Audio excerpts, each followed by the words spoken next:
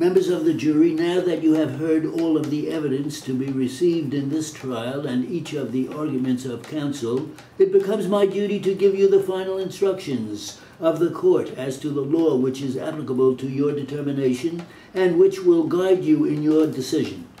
All of the instructions of law given to you by the court, namely those given to you at the beginning of the trial, those given during the progress of the trial, and now these final instructions, must guide and govern your deliberations. It is your duty as jurors to follow the law as stated in all of the instructions of the court and to apply these instructions of law to the facts as determined by you from the evidence received during the trial.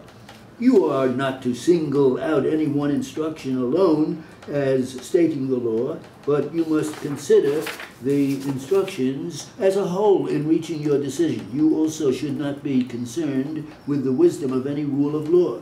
Now, regardless of any opinion you may have as to what the law should be, it would be a violation of your sworn duty to base any part of your verdict upon any other view or opinion of the law than what is presently being given to you in these instructions. It would as well be a violation of your sworn duty as a member of the jury to base your verdict on anything but the evidence received in the case.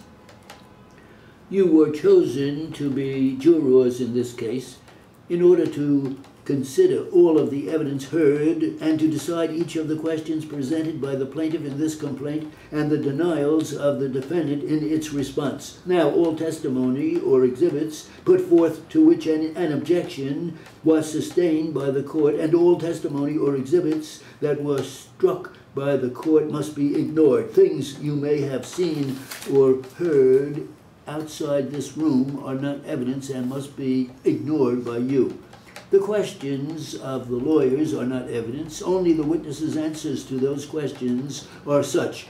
You are to base your verdict only on the evidence you heard in this case. When you consider the case, you are not limited to the extent statements of the witnesses or to the exact statements in the documents. In other words, you are free to draw from the testimony and the documents such reasonable inferences which you find to be fair and which you find are justified in light of your common sense. Now, when we started this case, I told you that you could take notes, and I think some of you have during portions of the trial. I want to remind you to treat your notes with caution. Remember, your notes are not in any respect evidence. They are simply individual memory aids.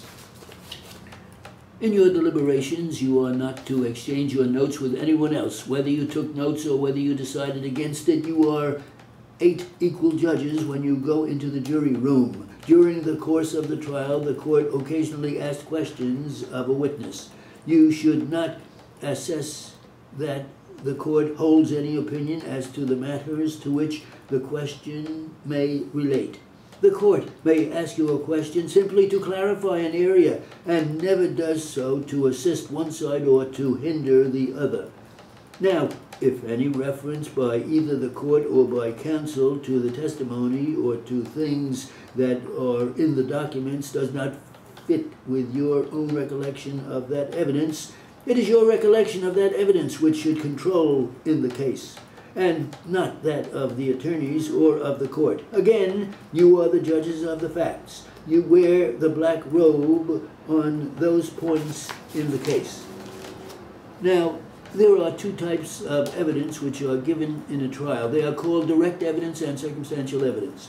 Direct evidence is the testimony of a person who claims to have actual knowledge of a fact. The best example is an eyewitness, somebody who was there and saw what happened with their own 2 eyes. On the other hand, circumstantial evidence is proof of a chain of facts that may indicate the existence of another fact. You should be advised that the law makes no distinction in the weight or value to be given to either direct or circumstantial evidence. As a member of the jury, your job is to weigh all of the evidence in the case. Now, your decision as to the facts of this case should not be determined by the number of witnesses testifying for or against any one side or the other. as to the number of exhibits that one side had versus the number that the other side produced. Members of the jury, one of the important things that you have to do is to judge the truth of the witnesses, and that is your job, and your job alone.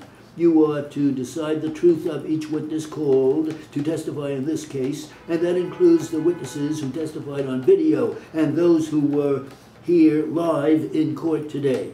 Only you determine the weight to give to any testimony. After making your decision about the truth of a witness, you may then want to believe all of the witness's testimony, just a part of it, or none of it at all. That is up to you. In making this judgment, you should carefully weigh all of the testimony given, the way in which each witness has testified, and each piece of evidence which tends to show if a witness, in your opinion, is worthy of belief.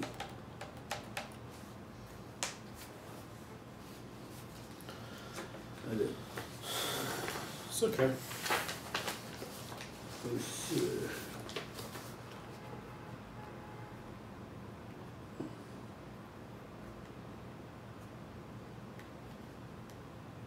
$170. Is that right? It was 6 minutes. Yeah, my software says it was 166, so yeah, that sounds right.